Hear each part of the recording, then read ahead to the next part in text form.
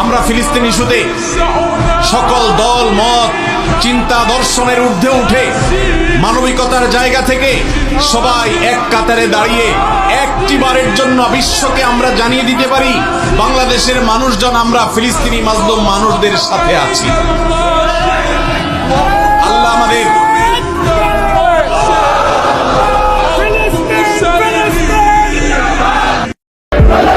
আলহামদুলিল্লাহ, এই খবরটা শুনে অনেক ভালো লাগলো। আমাদের দেশ সহ বিশ্বের সব বড় বড় মুসলিম কান্ট্রিগুলো একত্রিত হচ্ছে। খুব শীঘ্রই ইসরায়েলের বিরুদ্ধে যুদ্ধ ঘোষণা হবে। বিশ্বযুদ্ধ শুরু হয়ে গেলে যাবে। আল আকসাকে রক্ষা করতে হবে গাজাকে। হে আল্লাহ, এই যুদ্ধে আমাকে কবুল করে নেন একজন ইসলামের মুজাহিদ হিসেবে। আমরা সবাই প্রস্তুত আছি যুদ্ধের জন্যে।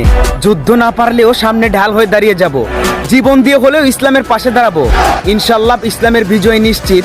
ইসলামের পতাকা এই পুরো বিশ্বের আকাশে উড়িয়েই ছাড়বো।